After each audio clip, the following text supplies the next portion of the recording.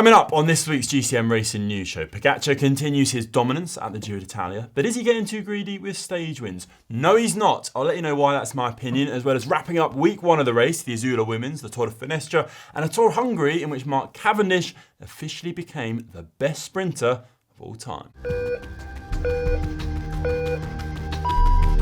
This week in the world of racing, we learnt what AG2R have been flying this year. The brown shorts were holding them back.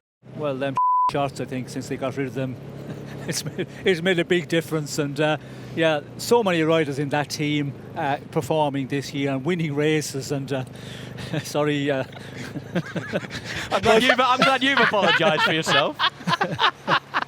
Saves me a job. We say it so much when we're out of commentary, and you guys all say it. So I'm not the only one. Only I have said it on air. Sorry.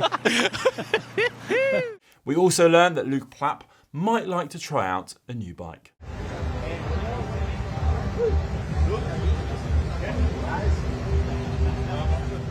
And finally, we learnt that it's Pogačar's teammates who are encouraging him to continue his dominance at the Giro d'Italia.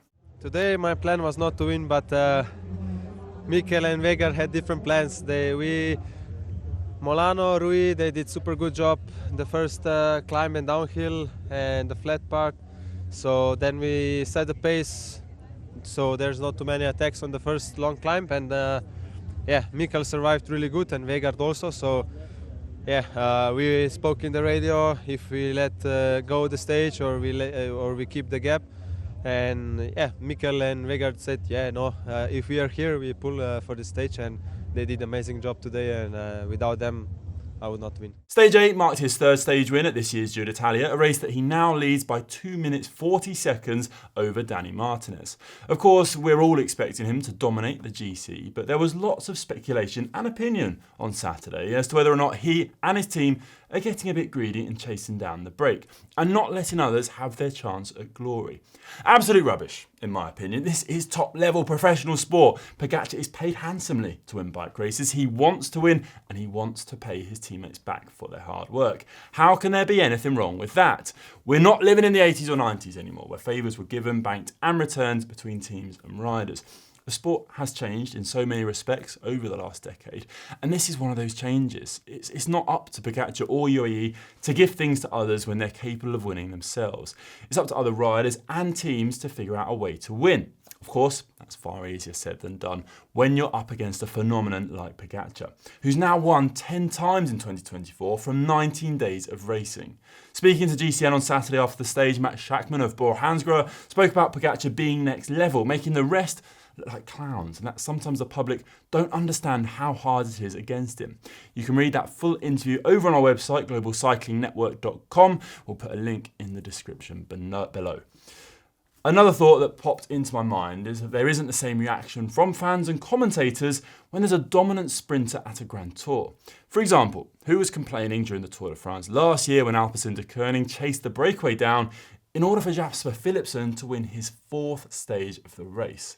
It's assumed that on the days that have the potential to finish in a sprint, teams like Alpecin will shatter the dreams of the breakaway, and nobody has a problem with that. Well, it's the same on summit finishes. Why wouldn't you bring the break back and take another stage win? Well, there is an answer to that question. Historically, GC teams have often tried to be conservative in their approach, trying to save energy where possible, not just for their leader, but for his teammates. It appears that every rider from UAE has been pushed close to their limits on at least 3 stages over the first week, and there's a chance that they'll pay for those efforts once we get into the final week of the race. Whether that makes any difference to Pog himself is a different matter. He's generally quite capable of putting fires out all on his own, something that he's proving time and time again at all races, including Grand Tours. He's competed at 6 during his career so far, and in 5 of those 6, he's won 3 stages. Last year's Tour was his worst ever in that regard. Only the 2 stage wins en route to second overall. There's a decent chance he'll go on to win more than 3 in this Giro, of course. Any bets as to how many more? I'll go with 5. I'd love to get your thoughts on this though. Do you think Pogačar and his team are overly greedy, or are they well within their rights to win whenever they can? Let me know in the comment section below. Anyway, despite Pogačar's dominance, it's been a thoroughly entertaining first week of the race. The gravel road stage was particularly good, despite a lack of changes on the general classification. It took well over an hour for a breakaway to go up the road that day, but when it did, we had some really big names in the break. Alaphilippe and Plapp were amongst them, and along with the lesser-known Pello Sanchez. They fought it out for the stage win. In a turn-up for the books, perhaps, it was the Spaniard who took victory that day, ahead of a disappointed and probably quite surprised Alaphilippe. In the 3 sprint stages so far, Merlier, Milan and Coy have shared the spoils between them. Merlier underlined his status as the world's fastest sprinter on stage 3, whilst Milan underlined his credentials as pretender to the crown a day later. That guy is an animal, isn't he? He had a great lead out from his team, well, partly lead out and partly chasing down Ganna, but he had time to start his sprint a little earlier than he'd have liked. It didn't make any difference though. He averaged 1620 watts for the final 20 seconds with a peak of 1940 watts and 75 kilometers an hour. It's not particularly pretty, but there's no arguing with those sort of power outputs. That guy is going to win a lot of races.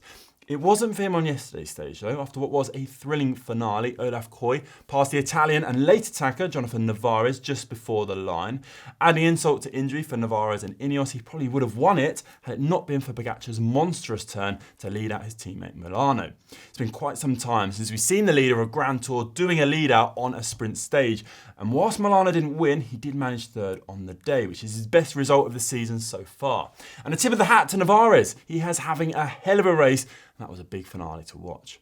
The other brilliant win came on day 5. Alpes and Decathlon forced a pace on early climbs that day, putting the sprinters in trouble and catching the early breakaway in the process. It was a tactic that came back to haunt them though, as a strong 4-rider move went clear in the second half of the race. Amongst them was Benjamin Thomas of Team Cofidis, who outwitted his breakaway companions in the finale. It was a fantastic one to watch. He was willing to lose in order to win, and it paid off.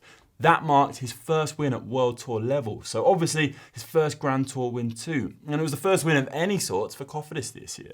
It was also great to see Michael Valgren come in so close. The Dane had a horrific crash a couple of years ago and has spent the last 2 years trying to get back to his best. Well, the hard work and sacrifice has paid off. It might not have been the win that day, but it must have felt like one of sorts.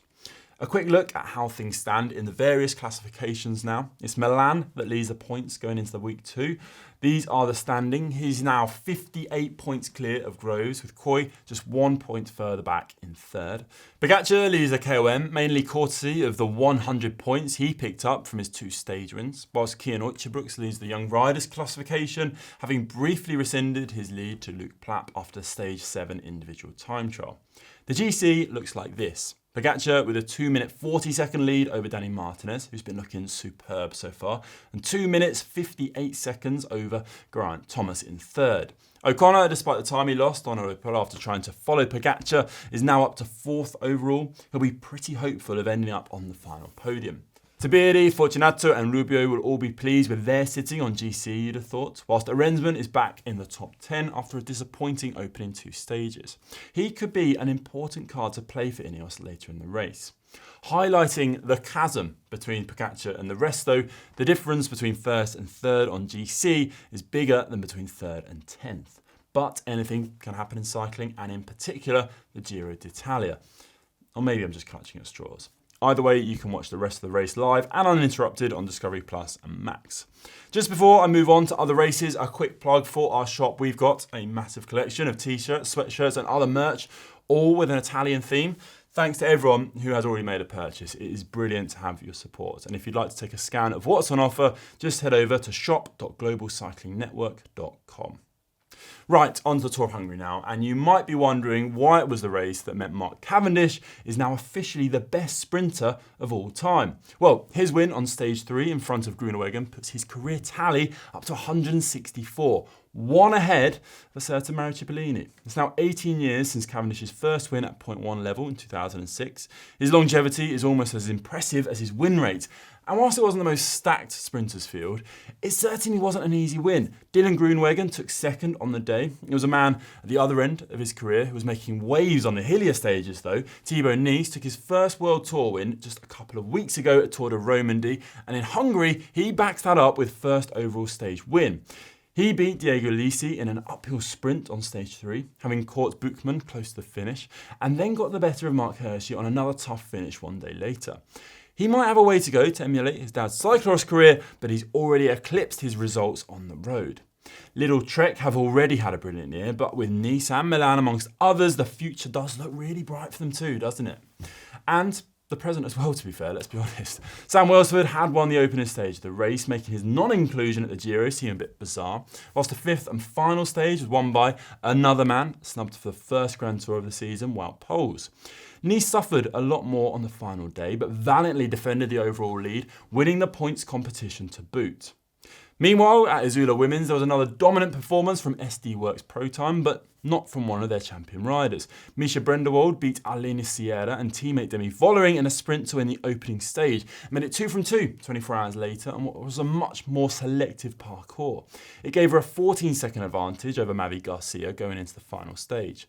Unfortunately, things unravelled for Brendewald on the third and final stage, even if they didn't for SD Works. Demi Vollering took flight on the final climb of the day, with over 30k to go, catching and passing a substantial sized breakaway one by one. Juliette Labousse was the last rider to stay with her, but she too succumbed to Vollering's pace, and the Dutch champion had a 20-second lead over the top. By the finish line, that advantage was 44 seconds, more than enough for her to seal the general classification as well as the stage. Third on the day and second overall might still have felt bittersweet for Brendewald, but it still means that SD Works remain unbeaten at the race. They've won every stage and the overall since its inception in 2022. And just finally, Decathlon AG2R continued their incredible 24th season at the Tour du Finistere on Saturday, with Benoit Cosnefroy winning his 5th race of the season in a small group sprint. That was Decathlon's 14th win of the year so far, 4 more than Pogačar. In those standings, UAE are now a long way ahead of everyone else on 33. Little Trek are now up to second on 19, with Nice and Milan adding to their tally last week, whilst Visma Lease Bike remain on 18. With all their woes over the last couple of months, they haven't taken a win in over 6 weeks now. Right, that's all for this week. I'll be back again next Monday to wrap up week 2 of the Giro, the 6-day-long 4 days of Dunkirk, the Vuelta a Burgos and Veenendaal. It's a busy old time of year, isn't it?